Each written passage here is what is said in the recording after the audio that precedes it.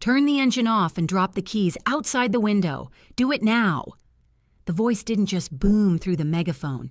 It physically vibrated against the rearview mirror of my sedan. I didn't need to look behind me to know how many of them there were. The interior of my car was completely flooded with a blinding, strobing mixture of crimson and sapphire light. It washed out the dashboard, casting long, jagged shadows across the leather steering wheel. "Show me your hands. Keep them where I can see them." I slowly lifted my hands, pressing my palms flat against the cold glass of the windshield. My pulse was steady. I didn't feel the frantic, suffocating spike of adrenaline that usually accompanies a high-risk felony traffic stop. Instead, a profound, almost clinical sense of clarity washed over my mind. "With your left hand, open the door from the outside. Step out slowly." I rolled down the window.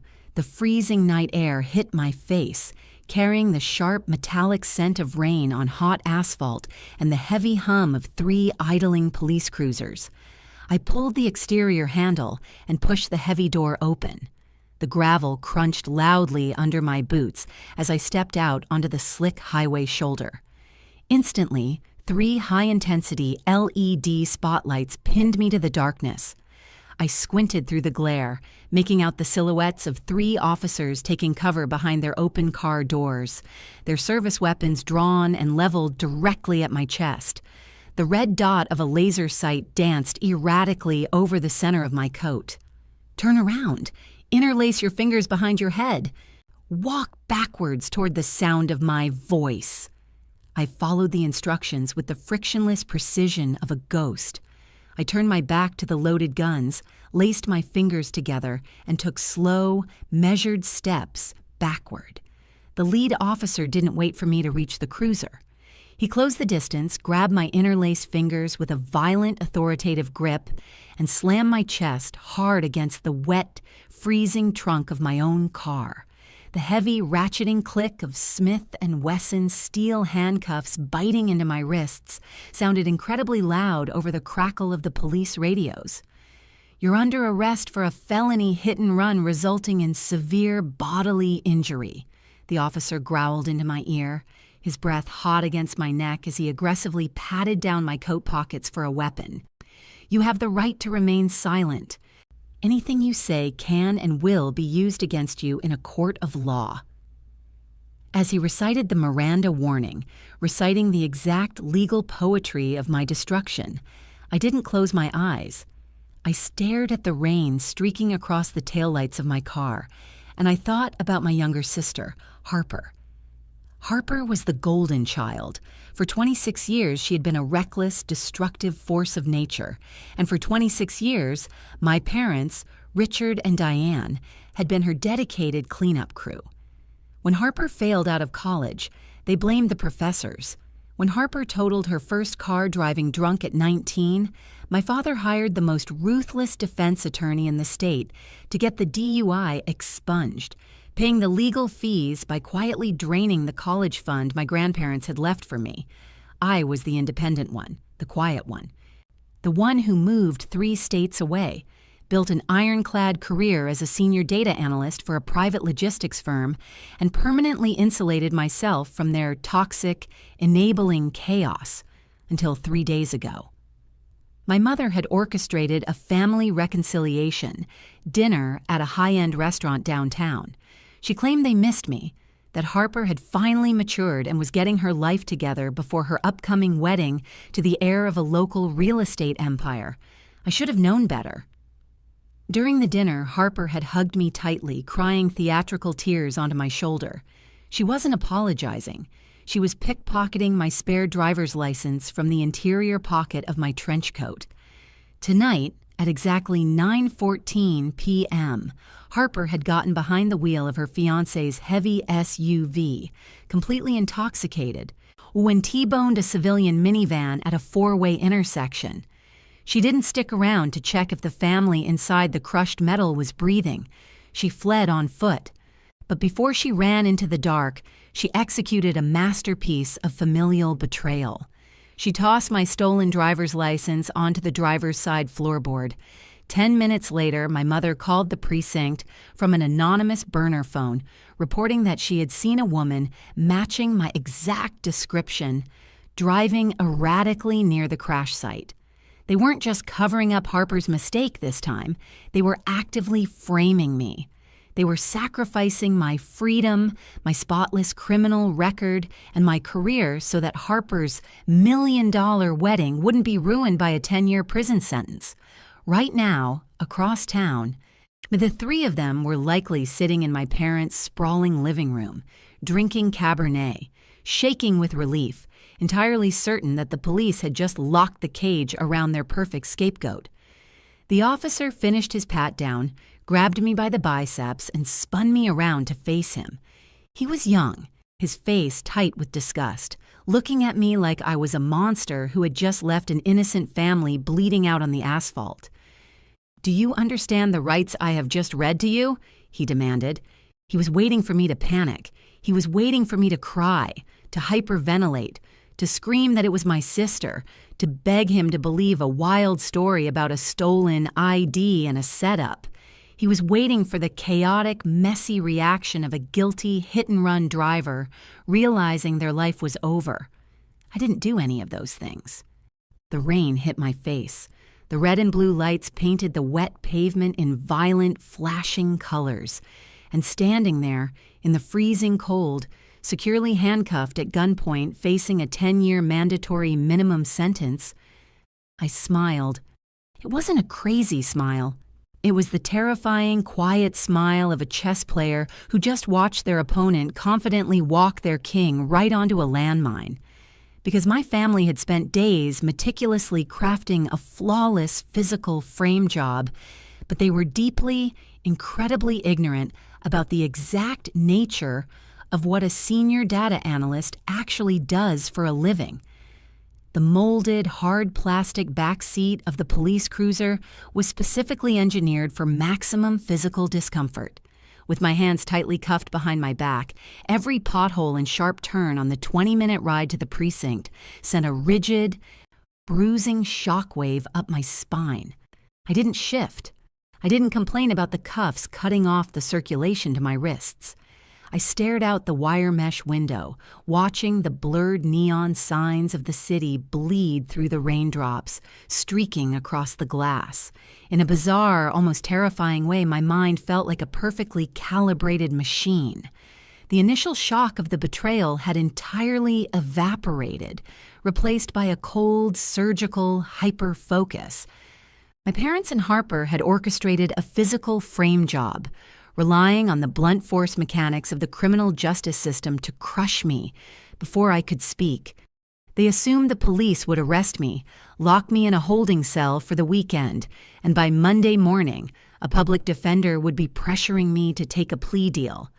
They fundamentally misunderstood the battlefield.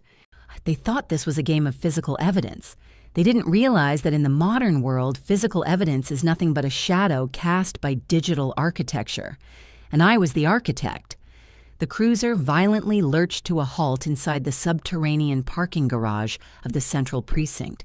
The heavy door was yanked open, and the arresting officer hauled me out by the bicep. The transition from the freezing night air to the suffocating, heavily air-conditioned atmosphere of the precinct was jarring. The air smelled of stale coffee, industrial floor bleach, and the sharp metallic tang of adrenaline and sweat. I was marched through the chaotic bullpen. Phones were ringing off the hook, keyboards were clattering, and uniformed officers were shouting over the din. None of them looked at me with curiosity. To them, or I wasn't a complex human being with a story, I was a file number. I was the monster who had T-boned a family minivan, shattered a civilian's collarbone, and cowardly fled the scene into the dark. I could feel the hostility radiating from the desks as I was paraded past them. They didn't put me in a general holding cell.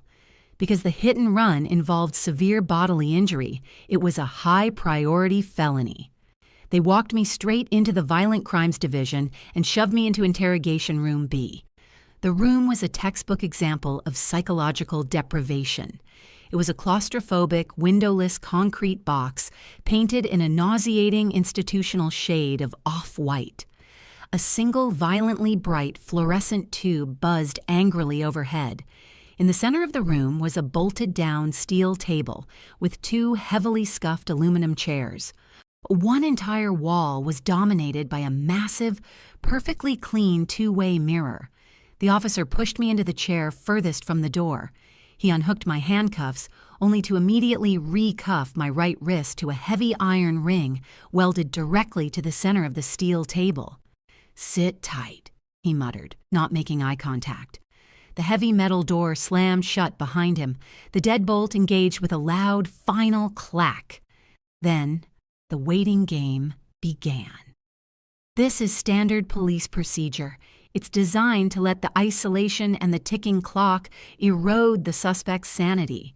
They leave you alone in the freezing room so your imagination can torture you with visions of a prison sentence, breaking your psychological defenses before the detective even walks through the door. But I didn't panic. I didn't cry. And I didn't stare anxiously at the two-way mirror. I sat perfectly still, regulating my breathing, dropping my resting heart rate back to a baseline of 60 beats per minute. I mentally mapped out the exact network architecture of the local cellular towers, the GPS refresh rates of modern luxury SUVs, and the biometric syncing protocols of my personal devices. I was building the gallows for my family, line by line of code in my head. 45 minutes later, the deadbolt snapped open. A man in a cheap, rumpled gray suit walked in, carrying a thick manila folder and a styrofoam cup of black coffee. He had dark circles under his eyes and the exhausted, cynical posture of a man who had spent 20 years listening to guilty people lie to his face. He didn't introduce himself. He pulled out the chair opposite me, the metal legs screeching harshly against the linoleum floor, and sat down. He tossed the manila folder onto the center of the table. "I'm Detective Vance," he said, his voice a low, gravelly monotone. He took a slow sip of his coffee, his eyes fixed on me like a predator assessing a wounded animal. "You want to tell me why you're sitting in my precinct tonight, Maya?" "I imagine you're going to tell me, Detective," I replied, my voice completely level, stripped of any emotion or tremor. Vance's jaw tightened. He didn't like the absolute lack of fear in my eyes. It broke the script he was used to. He flipped the manila folder open. At 9:14 p.m. tonight, a black luxury SUV blew through a red light at the intersection of 4th and Elm, Vance stated, leaning forward, invading my physical space. It T-boned a Honda Odyssey carrying a family of 4. The mother is currently in surgery with a punctured lung. The driver of the SUV didn't even tap the brakes. They hit the gas, drove 2 blocks until the radiator blew, and then abandoned the vehicle, fleeing on foot into the residential alleys. He reached into the folder and pulled out a heavy plastic evidence bag. He slapped it down onto the steel table right in front of me. Inside the bag was my state-issued driver's license. The responding officers found this resting on the driver's side floorboard, Vance said, his voice dropping into a harsh, accusatory whisper. 10 minutes later, we received an anonymous 911 call from a concerned citizen who saw a woman matching your exact description sprinting away from the crash site. We ran the plates on the SUV. It's registered to a local real estate firm, the exact same firm your sister's fiancé owns. Your family connection to the vehicle is undeniable. Vance leaned back in his chair, crossing his arms. He had laid out the trap. Now he was waiting for me to step into it.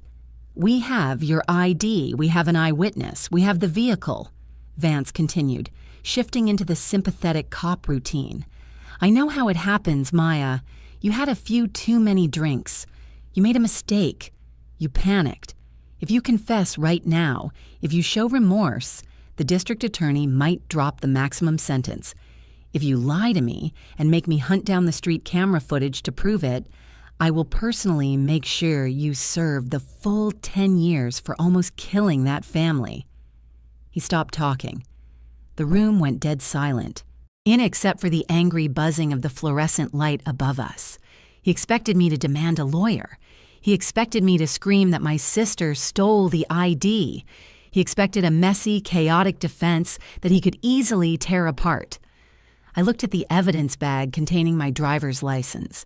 Then I slowly raised my eyes and locked onto Vance's gaze with a level of cold, clinical detachment that made him physically flinch. "That is a beautifully constructed narrative, Detective Vance," I said softly, the silence of the room amplifying every single syllable. "It's compelling. It's neat. But structurally, it is a catastrophic failure. You don't have a hit-and-run case sitting in front of you. You have a massive, coordinated conspiracy to commit perjury, frame an innocent civilian, and obstruct a federal investigation." Vance scoffed, shaking his head. "Save the conspiracy theories for your public defender." "I don't need a public defender," I cut him off, my voice dropping an octave, carrying the absolute, uncompromising weight of a senior data analyst about to dissect a flawed system. "I need you to open the cardboard box containing the personal effects your officers confiscated from my coat pockets when I was arrested, because inside that box is my encrypted smartphone, and the second you hand it to me, I am going to give you the exact GPS coordinates, the biometric heart rate data, and the real-time cellular triangulation of the 3 felons who actually orchestrated that crash." Detective Vance didn't laugh. He didn't slam his hands on the table. He just stared at me, the styrofoam coffee cup frozen halfway to his mouth. The heavy, cynical superiority that he had walked into the room with was suddenly suspended, entirely paralyzed by the absolute lack of fear in my posture. In his 20 years on the force, he had interrogated murderers, gang enforcers, and white-collar embezzlers.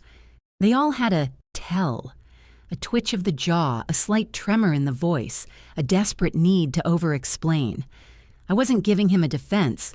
I was giving him a hostile takeover.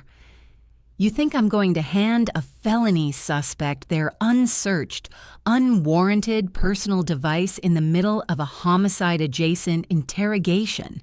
Vance asked, his voice dropping into a dangerous, gravelly register. He set the coffee down. "I think you are a pragmatist, Detective," I replied, the fluorescent light buzzing angrily above us, casting sharp clinical shadows across the steel table.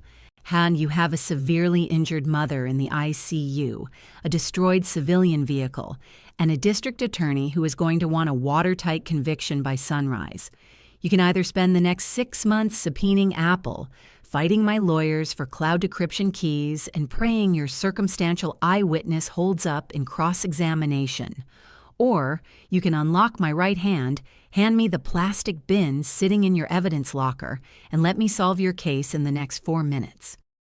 Vance looked at the two-way mirror. I knew exactly what he was doing. He was silently consulting the unseen commanding officer, standing in the dark observation room on the other side of the glass. The silence stretched. 10 seconds. 20 seconds. The tension in the claustrophobic concrete box was thick enough to suffocate on. Finally, Vance pushed his chair back. The metal legs shrieked violently against the linoleum. He didn't say a word. He walked to the heavy iron door, knocked twice, and waited for the deadbolt to disengage. He stepped out. 2 minutes later, he returned. He was carrying a clear, hard plastic evidence bin. Inside it was my trench coat, my keys, my wallet, and my matte black, enterprise-grade smartphone. He set the bin on the table, pulled a small silver key from his belt, and unlocked the heavy Smith & Wesson cuff binding my right wrist to the table ring. "I am watching your screen," Vance warned, pulling his chair so close that our knees almost touched. "You don't open a messaging app. You don't make a call. You do anything other than what you just promised, and you lose the phone, and I book you for the maximum." I didn't acknowledge the threat. I didn't massage my bruised wrist. I reached into the bin, picked up the cold, heavy device, and pressed my thumb against the biometric scanner. The screen flared to life, casting a sharp bluish glow across the sterile white walls of the interrogation room. "Your crash occurred at exactly 9:14 p.m., I stated, my voice slipping into the clinical, frictionless cadence I used when presenting quarterly risk assessments to corporate boards. I tapped an encrypted health monitoring application on my home screen. The human body reacts to a high-speed automotive collision with a massive, unavoidable surge of cortisol and adrenaline. Heart rate spiked to over 140 beats per minute. Blood pressure skyrockets. I turned the phone around, sliding it across the steel table so it sat directly under Vance's nose.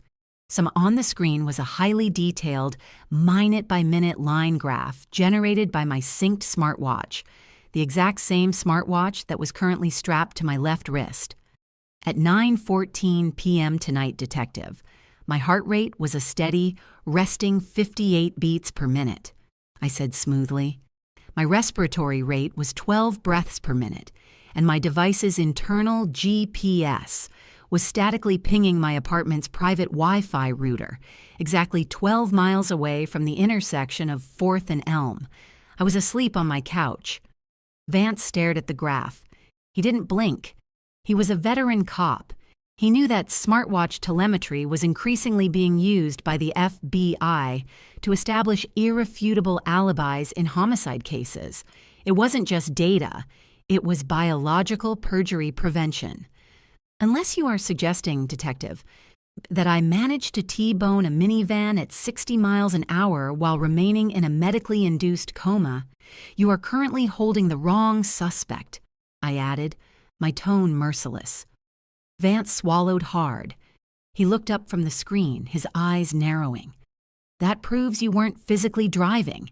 It doesn't explain how your physical driver's license ended up on the floorboard of the suspect vehicle. No, I agreed, pulling the phone back toward me. It doesn't. But the vehicle itself is going to explain that. My fingers flew across the digital keyboard with surgical precision. I bypassed my standard apps and opened a secured, two-factor authenticated enterprise gateway. You ran the plates on the suspect SUV, I continued, speaking as I typed. You know it's registered to a local commercial real estate firm. When what you don't know is that my private logistics company holds the exclusive, multi-million-dollar contract to manage the telematics and geo-fencing for their entire corporate fleet. Vance's posture visibly stiffened. The realization of what I was saying and what I had access to began to wash over him like ice water. I bypassed the security firewall, accessed the raw back-end server logs for the real estate firm's fleet, and filtered the database by the specific VIN number of the wrecked SUV. A massive wall of raw, unformatted code flooded my screen. Modern luxury SUVs are not just cars, Detective.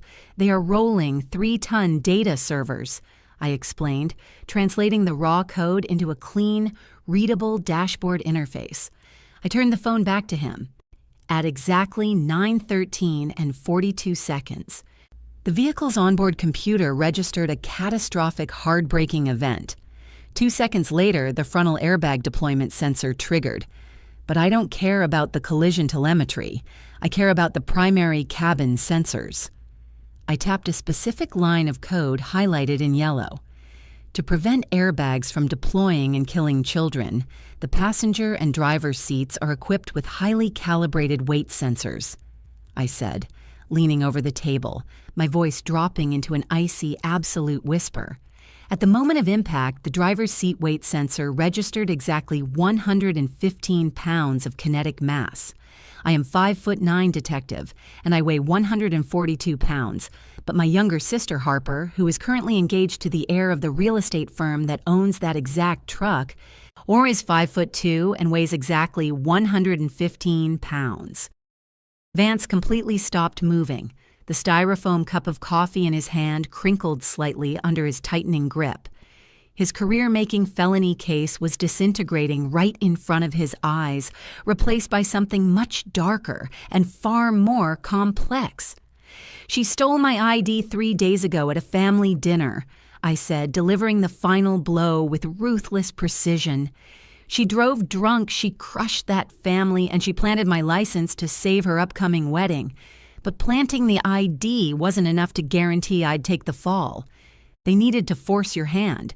They needed to make sure you arrested me before I could establish an alibi. I took the phone back one last time. You mentioned you received an anonymous 911 call from a concerned citizen 10 minutes after the crash, I said, my fingers flying across the screen, accessing a completely different set of data architectures. Let's find out exactly where that concerned citizen was sitting when they decided to ruin my life, shall we? Detective Vance didn't say a word. He didn't interrupt, and he didn't reach for his styrofoam cup of coffee. He simply stared at the illuminated screen of my smartphone, watching his entire neatly packaged hit-and-run investigation shatter into 1,000 irreconcilable pieces of data. In the span of 4 minutes, I had systematically dismantled the physical evidence. But dismantling the trap wasn't enough. I needed to incinerate the people who said it.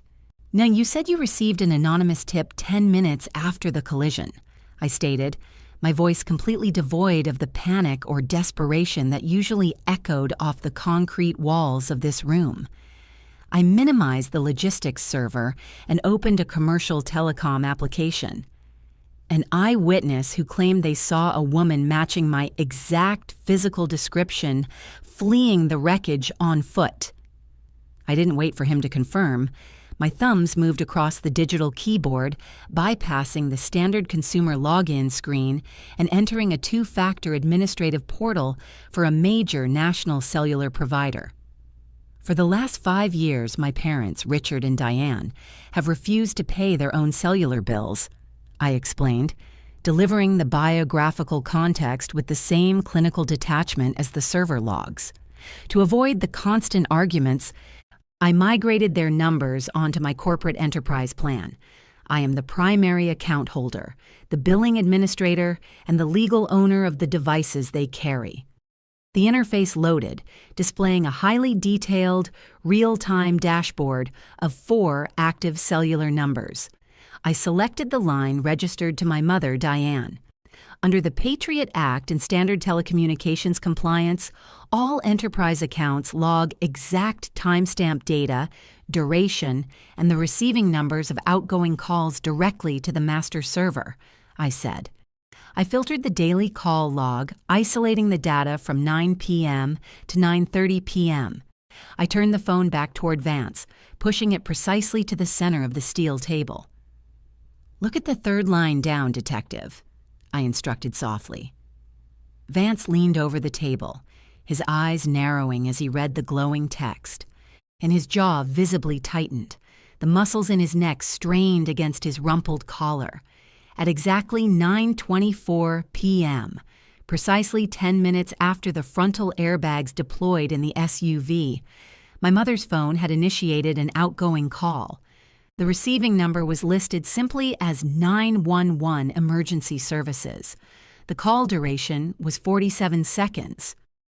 "It wasn't an anonymous concerned citizen," I said, my tone dropping into an absolute icy whisper.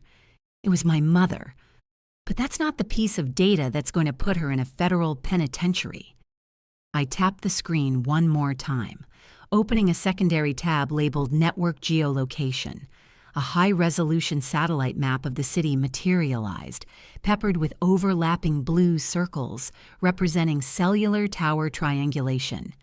When you dial 911, where the network automatically flags the closest cell tower to route the emergency response, I explained, tracing a perfectly manicured fingernail across the glass screen.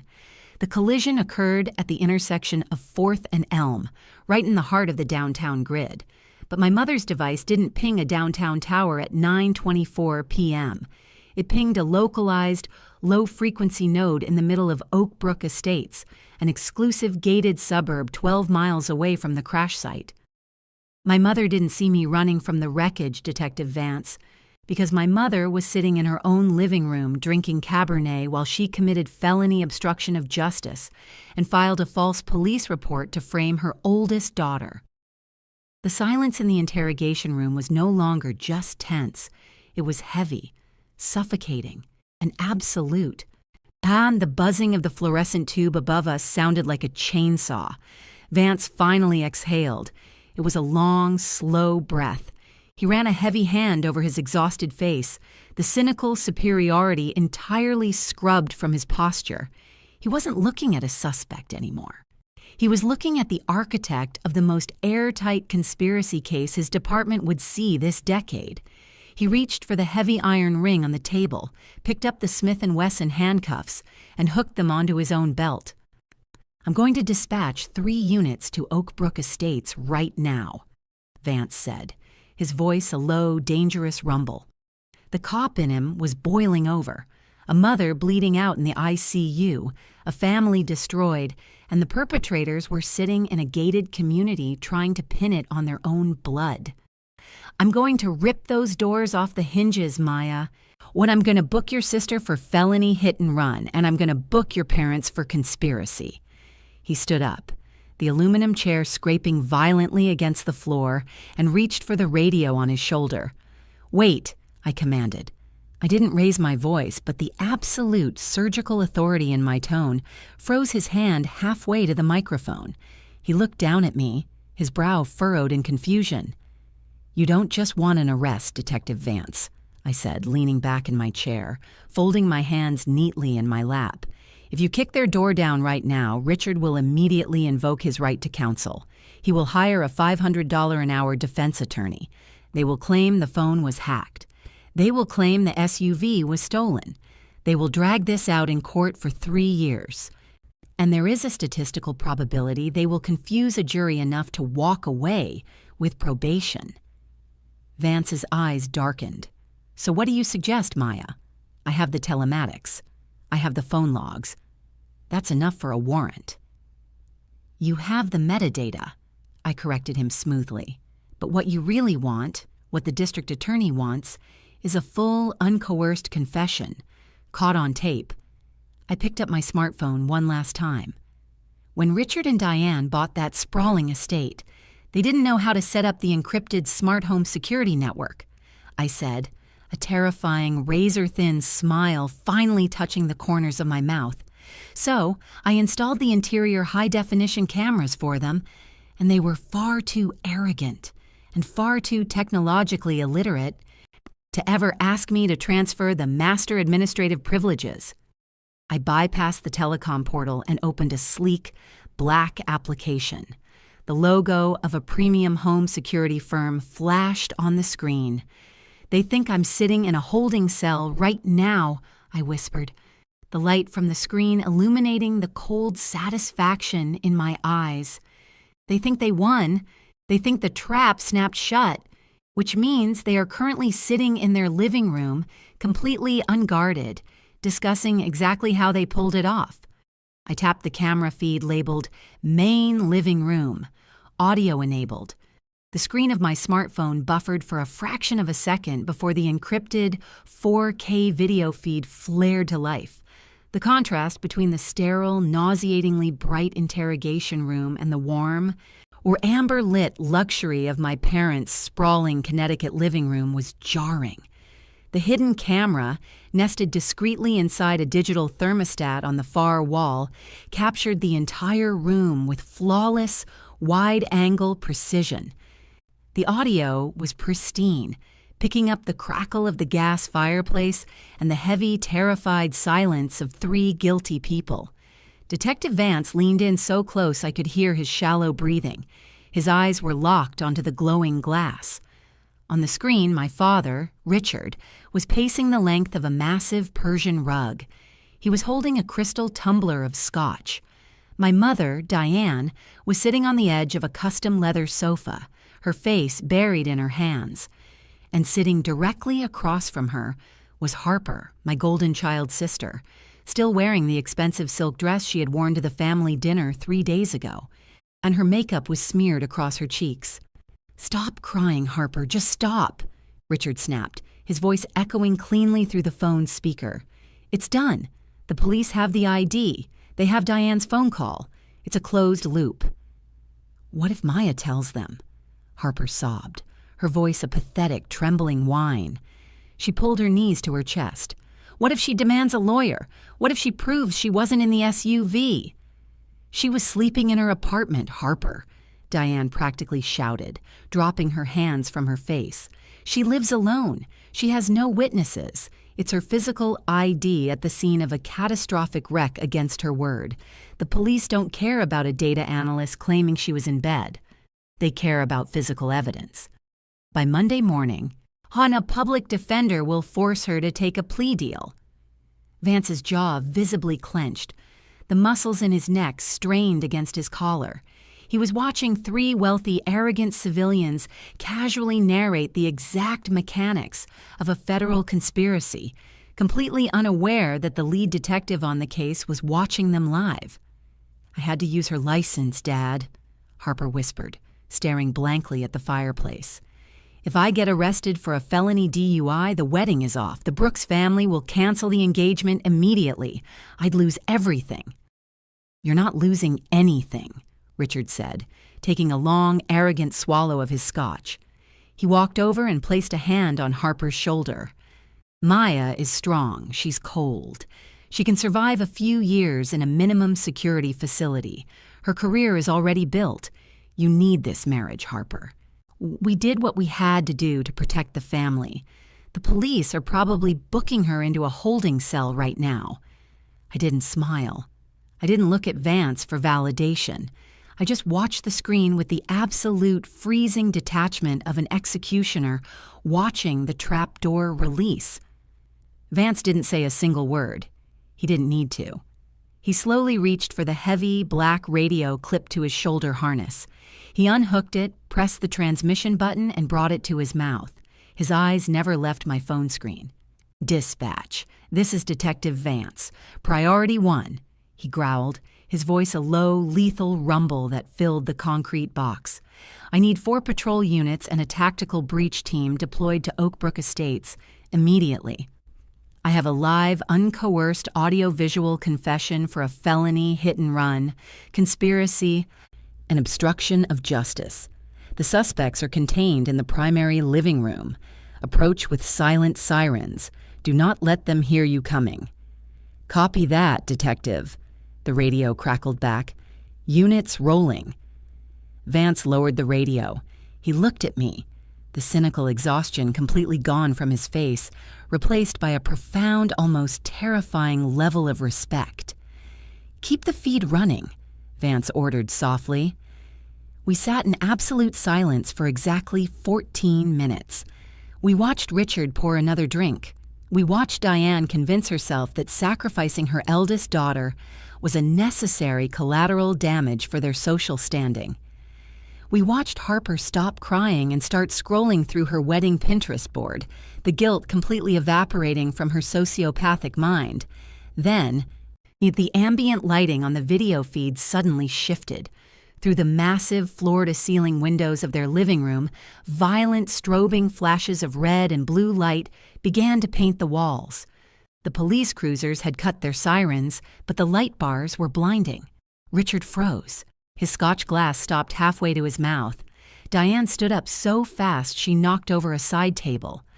Harper dropped her phone onto the rug. "Richard," Diane whispered, her voice picked up flawlessly by the hidden microphone. "Richard, what is that?"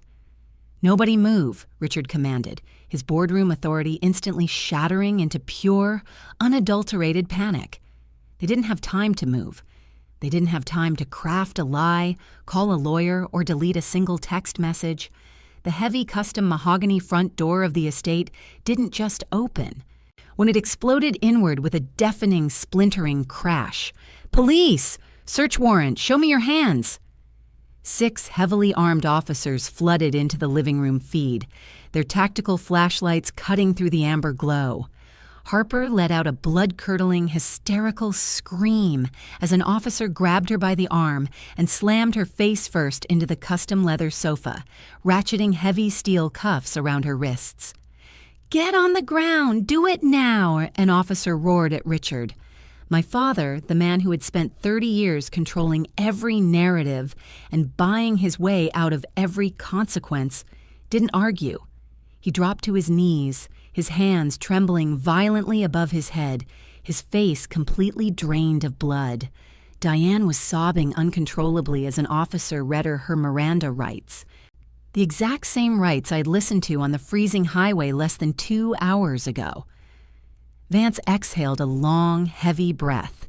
He reached across the steel table, took the small silver key from his pocket, and unlocked the iron cuff binding my right wrist. The heavy metal fell away with a clatter. "You're free to go, Maya," Vance said softly, standing up from the table. "I'll have an officer drive you back to your vehicle, and I will personally ensure your arrest record is expunged before sunrise." I picked up my smartphone, watching the live feed of my sister being dragged out of the house by her hair. I slipped the phone into my coat pocket. "Thank you, Detective," I said. I walked out of the interrogation room, leaving the door wide open behind me. 6 months later, the mother in the Honda Odyssey made a full recovery. Because the police had secured a flawless, recorded confession, my family's expensive defense attorneys were entirely useless. Harper was sentenced to a mandatory 8 years in a state penitentiary for felony hit and run resulting in severe bodily injury. The Brooks family canceled the wedding the morning after the arrest, publicly distancing themselves from the scandal. My parents didn't escape the blast radius. Richard and Diane were both convicted of federal obstruction of justice and conspiracy to commit perjury. To pay for their catastrophic legal fees, they were forced to liquidate the Oak Brook estate, their luxury vehicles, and Richard's retirement portfolios. They avoided prison time, but they were permanently bankrupted, forced to move into a tiny run-down rental property in a neighboring state. Or they tried to call me from a prepaid burner phone a few weeks after the trial, likely to beg for financial assistance or a shred of forgiveness. I didn't answer. I simply opened my corporate telecom portal, located the burner phone's exact geolocation, and permanently blacklisted the IMEI number from every cellular network on the eastern seaboard. Meanwhile, my logistics firm promoted me to Director of Data Architecture, complete with a corner office and a salary that guaranteed I would never have to look back. If your own parents and sister conspired to frame you for a felony to protect their social standing, would you have warned them that you had the data to prove your innocence? Or would you have sat in that interrogation room and watched the SWAT team kick their door down live on camera like I did? Well, let me know exactly how you would handle this betrayal in the comments below. If you love this story of absolute clinical justice, drop a like, subscribe to the channel, and I'll see you in the next video.